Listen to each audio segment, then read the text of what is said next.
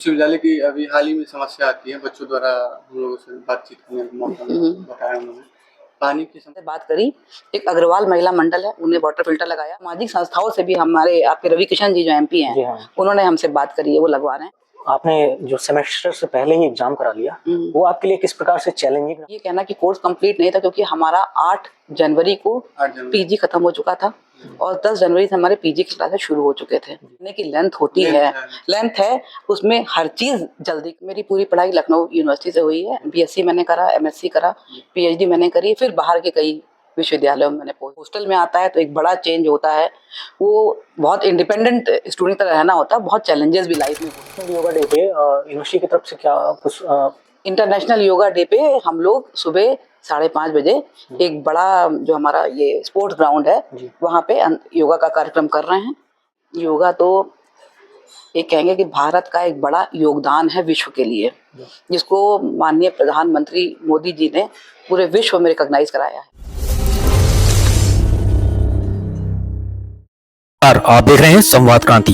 गोरखपुर विश्वविद्यालय आजादी के बाद प्रदेश में स्थापित होने वाला इस विश्वविद्यालय की नींव 1 मई 1950 को तत्कालीन मुख्यमंत्री गोविंद बल्लभ पंत ने रखी, जिसने निरंतर अपने आदर्श वाक्य सभी दिशाओं से अच्छे विचार मेरे पास आए को अपनाने का प्रयास किया है और अपने शैक्षणिक और कॉर्पोरेट जीवन में विविध विचारों और लोगों को और उनके विश्वासों को आत्मसात किया है। गोरखपुर विश्वविद्यालय में स्वचालित केंद्रीय पुस्तकालय, आईटी सक्षम कक्षाएं, अत्याधुनिक प्रयोगशालाएं, स्वास्थ्य केंद्र, पुरुषों और महिलाओं के लिए अलग अलग छात्रावास, खेलकूद की सुविधाएं, पर्यावरण अनुकूल परिसर और रैगिंग मुक्त वातावरण जैसी सुविधाओं से सुसज्जित है।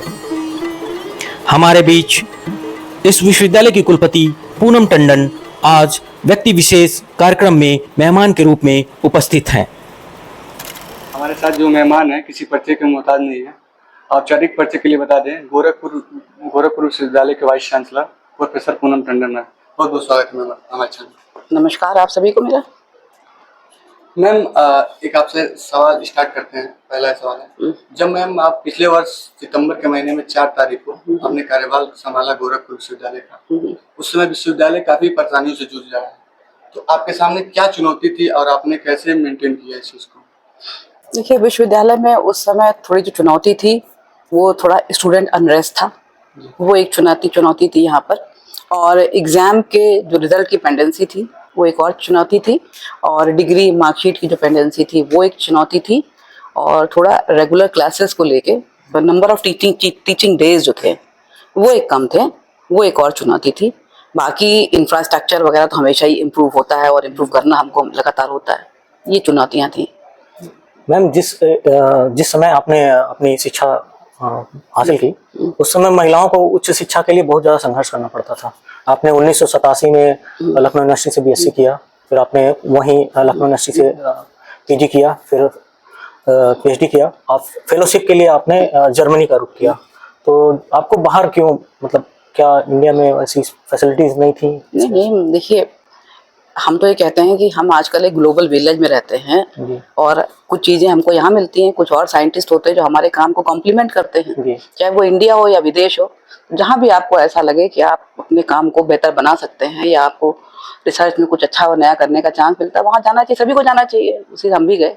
छात्रों को भी हम यही कहेंगे कि जो पार्ट इंडिया में कर पाए, बाहर वाले लोगों से कोलैबोरेट करिए और जो सबसे अच्छा कार्य वो करिए।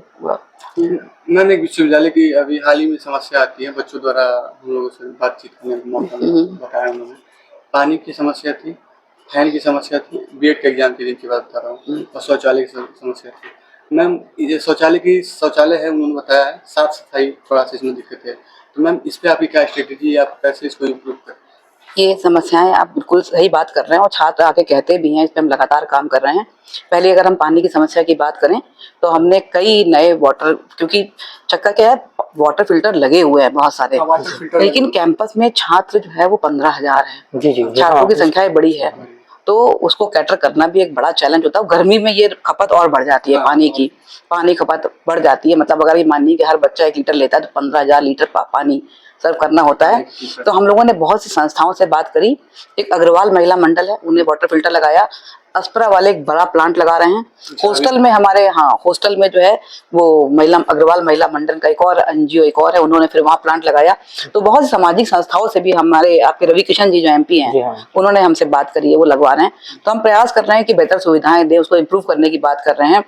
बाथरूम में भी यही चैलेंज है कि छात्रों की संख्या बड़ी है और जब फ्रीक्वेंसी यूज करने की ज्यादा होती है तो कंटिन्यूअस क्लीनिंग कैसी हो, इसके लिए हम लोगों ने रवि किशन जी से बात भी करी है। और स्पेशली देखिए महिला छात्रों को ज्यादा दिक्कत टॉयलेट की आती है कैंपस में बॉयज की अपेक्षा। तो उसमें कुछ टॉयलेट कॉम्प्लेक्सेस हम बनाने की बात कर रहे हैं कि कुछ कॉमन टॉयलेट कॉम्प्लेक्सेस, उसमें एक डेडिकेटेड स्वीपर दे दें। वो पूरे टाइम सुबह 10 से लेके 5 तक या जो भी टाइम होता है बैठी रहे, जब कोई जाए लड़की अंदर फौरन उसको साफ करे वो। ये हमारा प्लान है कि मान लो हम 5 टॉयलेट कॉम्प्लेक्स बनाते हैं तो 5 में एक डेडिकेटेड स्वीपर लेके, ये मॉडल मुझे लगता है कि शायद सक्सेसफुल हमारा होगा। लेकिन हम प्रयास कर रहे हैं, स्पेशली हमारी फीमेल स्टूडेंट्स को प्रायोरिटी हमारी यहाँ। मैम इस बार जो आपने जो सेमेस्टर से पहले ही एग्जाम करा लिया, वो आपके लिए किस प्रकार से चैलेंजिंग रहा? क्योंकि आपका कोर्स कंप्लीट भी नहीं हुआ था और स्टूडेंट्स थोड़ा प्रॉब्लम में थे, और उतनी जल्दी पेपर बनाना और टाइम टेबल निकालना और इस सेशन के। देखिए ये कहना कि कोर्स कंप्लीट नहीं था, क्योंकि हमारा 8 जनवरी को पीजी खत्म हो चुका था और 10 जनवरी से हमारे पीजी की क्लासेस शुरू हो चुके थे। तो आप देखिए अगर नंबर ऑफ टीचिंग डेज जितने मिलने चाहिए उससे बहुत अधिक मिले हैं। पिछले सालों में तो हमने गिना ही 45 वर्किंग डेज थे आपके पूरे साल मिला के। तो आपकी तो आपके एक सेमेस्टर में जो है 90 वर्किंग डेज थे, 90 नहीं तो हम ये चैलेंज करते कि 80 थे आपके वर्किंग डेज।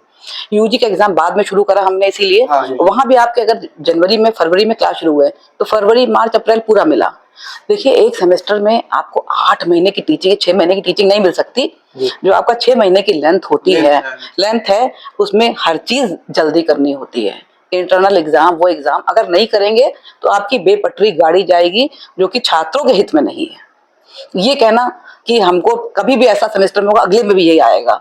हम 11 जुलाई से हम जब शुरू करेंगे तो आप ये मानिए कि हम 1 नवंबर से एग्जाम शुरू कर देंगे। अगस्त सितंबर अक्टूबर इतना ही वर्किंग डे मिलेंगे और सेमेस्टर में 2 सेमेस्टर साल में चलाने हैं।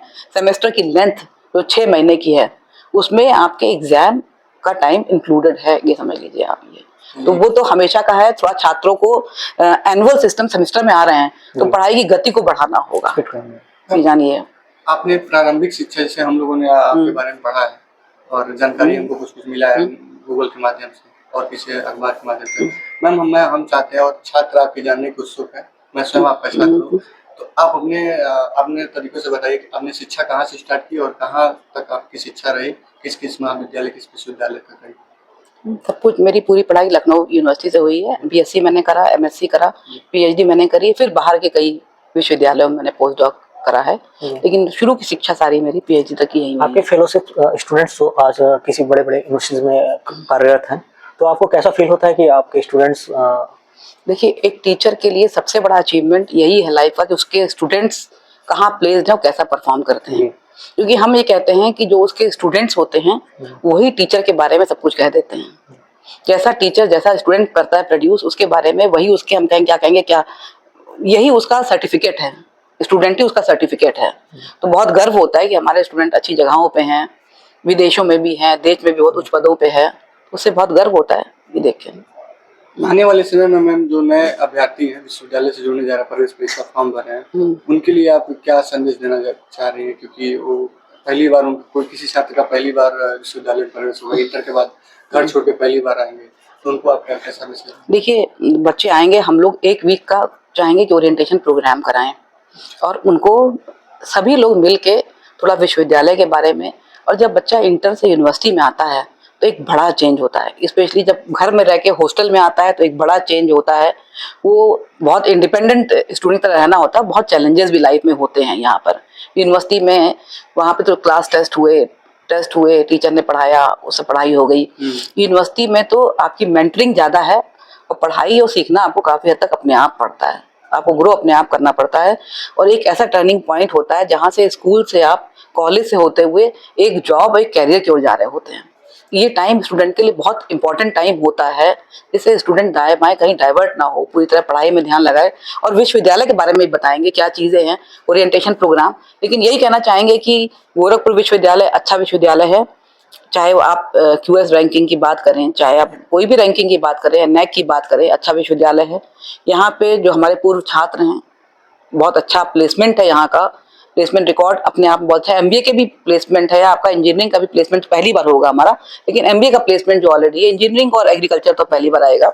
MBA का प्लेसमेंट बहुत अच्छा है, और प्लेसमेंट के लिए हम लोग बहुत कुछ और भी नए प्रयास कर रहे हैं, और छात्रों के लिए स्किल डेवलपमेंट के कोर्सेज साथ में लाने का प्रयास कर रहे हैं कि वो चलें और छात्र को सीखें। तो छात्र यहाँ आएगा, और हमको उम्मीद है कैंपस लाइफ उसकी अच्छी होगी, और बहुत चीजें नए लाने का आगे हम प्रयास कर रहे हैं आप लोगों के लिए। मैम, ये जो एंट्रेंस एग्जाम फॉर्म भरे थे, कुछ कोर्सेज में कंप्लीट जो होता है ना एक टर्म एरिया, वो फुलफिल नहीं हो पाया है, जिसकी वजह से उस कोर्स में एडमिशन नहीं हो रहा है। तो क्या डायरेक्ट एडमिशन की कोई प्रक्रिया होगी क्या? नहीं, अभी तो जिसने फॉर्म भरा है उसी को हम एडमिशन लेंगे जी, फॉर्म तो भरना हो चाहिए उसको, अगर कोई। पत्रकारिता विभाग से सवाल है। पत्रकारिता विभाग से मैम जब आपसे छात्र पहले मिले थे कुछ दिन पहले, तो आपने उनका प्रस्ताव भेज दिया था, और वो प्रक्रिया अभी कहाँ तक है, कब तक वो पूरे होंगे? देखिए, स्टूडियो बनाने की हमारे पैरेलल पत्रकारिता विभाग तो अपनी प्रक्रिया जो कर रहा है, मैंने तो अप्रूव कर दिया था, कुछ हो रहा था, लेकिन हमारा एक स्टूडियो HRDC में ऑलमोस्ट तैयार हो रहा है।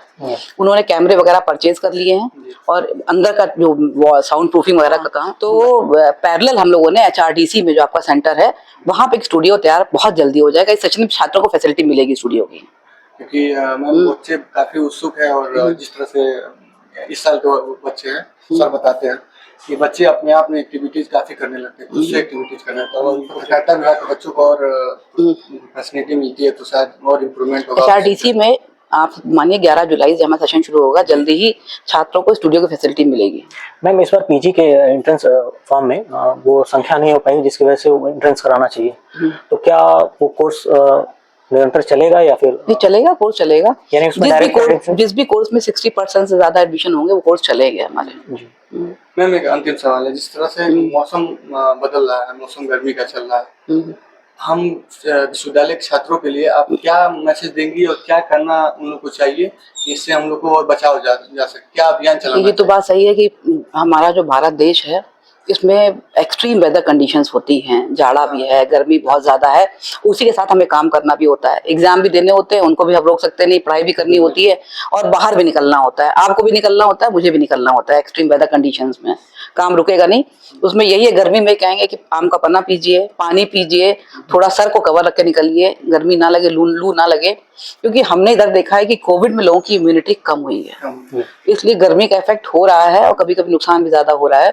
थोड़ा सा गर्मी से बचाएं, आवश्यकता हो तो ही बाहर निकलें, और थोड़ा छाता या बच के निकलें, यही सुझाव है। इंटरनेशनल योगा डे पे यूनिवर्सिटी की तरफ से क्या कुछ? इंटरनेशनल योगा डे पे हम लोग सुबह 5:30 बजे एक बड़ा जो हमारा ये स्पोर्ट्स ग्राउंड है, वहाँ पे योगा का कार्यक्रम कर रहे हैं। जो गवर्नमेंट की प्रोटोकॉल है उसके एक्सरसाइजेस योगा करेंगे हम लोग, और बड़े रूप में इसमें हमारे छात्र, टीचर, कर्मचारी सब भाग लेंगे। तो आप सभी आमंत्रित हैं, सुबह आइए और योगा डे हमारे साथ मनाइए, और समाज को एक मैसेज दीजिए बड़ा। आप लोग योगा आम जीवन में किस प्रकार से लाभप्रद है, और आप उसके प्रति कितना समर्पित हैं? देखिए, योगा तो एक कहेंगे कि भारत का एक बड़ा योगदान है विश्व के लिए, जिसको माननीय प्रधानमंत्री मोदी जी ने पूरे विश्व में रिकॉग्नाइज कराया है। और इसकी शक्ति को या इसकी इम्पोर्टेंस को न केवल भारत में समझा जा रहा है, बल्कि विदेशों में भी योगा का उतना ही महत्व आज लोग समझ रहे हैं जितना यहाँ का है। योगा से हमारे बच्चों के लिए हम कहना चाहेंगे कि योगा से आपका कॉन्सेंट्रेशन, और जब आप अच्छी चीज फोकस करते हैं तो कम से कम बुरी आदतों से आप दूर रहते हैं। पढ़ाई के लिए कंसंट्रेशन, जब आप फिजिकली फिट रहेंगे तो आप अच्छा कर भी पाएंगे। और मेरा तो मानना, सभी अपने अपने परिवार के सभी लोगों को हम कहेंगे कि योगा करें और स्वस्थ रहें, और उसके फायदे तो देखिए वेल नोन है। हम लोगों ने अभी प्रोग्राम कराया था डायबिटीज के लिए योगा क्या है, हाइपरटेंशन में कैसे बेनिफिशियल है, सर्वाइकल की प्रॉब्लम बहुत हो रही है, लाइफ स्टाइल डिजीजेस हैं, हर कोई एक मोबाइल लिए और AC में बैठा हुआ है और एक चेयर पे बैठा हुआ है, तो उसकी क्या है, तो योगा के तो बहुत सारे फायदे हैं, और नियमित रूप से मैं तो योगा करती हूँ। गोरखपुर विश्वविद्यालय में मैम करीबन 15,000 से ऊपर विद्यार्थी हैं, और जिस तरह से ऑक्सीजन की कमी है, कमी इसलिए मैं बोल रहा हूँ कि काफी केसेस देखने को मिल रहे हैं कि ऑक्सीजन की वजह से किसी के बेहोश हो जाते हैं या फिर किसी की जान चले जाती है। क्या एक कोई ऐसा अभियान मैम गोरखपुर विश्वविद्यालय चलाएंगी, कुलपति चलाएंगी कि इससे तमाम पौधे लगाए जा सके, या फिर कहीं भी कैंपस में नहीं बल्कि अपने घरों पे, तो क्या मैं इस पे अभियान को चलाने वाली है? सस्टेनेबल डेवलपमेंट गोल में एक बड़ा इंपॉर्टेंट चीज़ है कि आपका कार्बन एमिशन और ऑक्सीजन एमिशन, तो हम लोग तो उसमें अवेयरनेस प्रोग्राम का पार्ट बन रहे हैं और जो वर्ल्ड में जो यूनिवर्सिटीज का ग्रुप है उसको ज्वाइन कर रहे हैं। और हम तो छात्रों को भी बड़ी संख्या में प्रेरित करेंगे पौधे लगाएं। जैसे हमारे हॉस्टल के बच्चे हैं, बहुत लोग आपके हॉस्टल में रहते होंगे, क्यों ना 2-3 बच्चे मिलके अपने कमरे के बाहर एक पौधा लगाएं और वही उसको अडॉप्ट करें उसको, तो आपके हॉस्टल में वो 3 बच्चे मिलके अगर एक पौधा लगाते हैं और जब तक हॉस्टल में रहते हैं उसको आगे ले जाएं। क्यों ना जब हम पीएचडी ज्वाइन करते हैं, ये हम और करने वाले हैं, जब एक बच्चा पीएचडी ज्वाइन करता है तो कम से कम 4 से 5 साल विश्वविद्यालय में रहता है, वो एक पौधा लगाए, उसको पाल पोस के बड़ा करे और बाद में कभी आएगा कितनी खुशी उसको देख के होगी, पौधा मेरा लगाया हुआ है ये। तो ऐसा मेरा मानना है कि सब मिलके बड़ी संख्या में पौधे लगाएं और ग्रीनरी देखिए, यहाँ नहीं, जिस तरह से हम कंक्रीट जंगल की ओर जा रहे हैं और पर्यावरण के, तो आज एक बड़ा चैलेंज है हमारे लिए कि हम कैसा विश्व चाहते हैं आने वाली पीढ़ी के लिए। उसमें प्लांटेशन का एक बड़ा योगदान है, हम लोग रेगुलर कर रहे हैं और बड़ी मात्रा में भी आगे हम करेंगे प्लांटेशन को, और छात्रों को प्रेरित करेंगे प्लांटेशन करें और कुछ भागीदारी अपनी बराबर से करें इसमें। पिछले बार जब मीटिंग हुआ था आपने एक मैसेज दिया था हॉल में, संवाद भवन में, कि संवाद भवन ही था मेरे ख्याल से, कि छात्रों को प्लांट्स के बारे में बताया था कि आप जो भी छात्र हॉस्टल में रहते हैं वो एक प्लांट लगाएं और अपने रूम के बाहर या फिर जो भी फील्ड है उसमें लगाएं। तो मैम ये क्या विश्वविद्यालय जैसे मैम स्टार्ट कब से होने वाला है, कब से जो हमारा नया सेशन आ रहा है उसमें हम ये इस प्रक्रिया को और तेज हम बढ़ाएंगे कि हमारे छात्र, ना केवल छात्र, हमारा हर अध्यापक, हर कर्मचारी एक प्लांट लगाए, एक सेशन में एक प्लांट लगाए। और जैसे हॉस्टल में बच्चे हैं, देखिए आपकी कमरे के बाहर गैलरी होती है, अगर बहुत सारे प्लांट लगे हों, ग्रीनरी लगी हो, तो कितना अच्छा आपको खुद लगेगा और बच्चों को भी लगेगा कि ये हमारे बच्चे जैसा है, उसको पाल पोस के बड़ा करना हमारी जिम्मेदारी है। तो ये हम तो प्रेरित करेंगे सभी को लगाने के लिए और प्लांटेशन में जाएंगे। हमारे पास तो 191 एकड़ का कैंपस है बड़ा, और उसमें ग्रीनरी की बहुत ज़रूरत है, वहाँ पर प्लांटेशन की तो एक बड़ी आवश्यकता है हमारे कैंपस में। तो उसमें तो हम चाहेंगे सबके सहयोग से हम आगे बढ़ें। मैम ये जो अपने यहाँ फिजिकली जैसे अभी फिटनेस की बात हो रही है, तो हमारे यहाँ एक फिटनेस सेंटर, जिम सेंटर खुल गया है, तो उसमें यूनिवर्सिटीज़ के स्टूडेंट्स के लिए जो सीटें हैं वो बहुत कम है, लिमिटेड है। देखिए सीटें मेरे हाथ में, उसमें एक बार में मान लीजिए 20 या 50 बच्चा आ सकता है, तो एक साथ हम 200 बच्चे को अंदर नहीं ला सकते, है ना। कल को करने वाले को भी दिक्कत हो जाएगी, सामान टूट टाट जाएगा। तो वो तो लिमिटेशन हमारी होगी ना कि मान लो हम 3 सिक्योरिटी इश्यूज भी हैं, हाई एंड इक्विपमेंट लगे हुए हैं। तो अभी तो जितना बड़ा हमारा जिम है, हम जितने लोग अकोमोडेट कर पाएंगे, जितने छात्रों को मैक्सिमम करने का प्रयास करेंगे। हमारे साथ गोरखपुर विश्वविद्यालय के VC professor Poonam Tandon ma'am ji थे, और इन्होंने हमसे सवाल इनसे हमने काफ़ी किए, विश्वविद्यालय को लेकर सवाल किया और इन्वायरमेंट को लेकर सवाल किया। मैम ने जवाब दिया है, और आने वाले समय में जब 1 जुलाई से सेशन स्टार्ट होगा तो इसमें और भी सारी एक्टिविटीज़ आपको गोरखपुर विश्वविद्यालय में देखने को मिलेंगी। बहुत बहुत धन्यवाद मैम आपका। Thank you very much.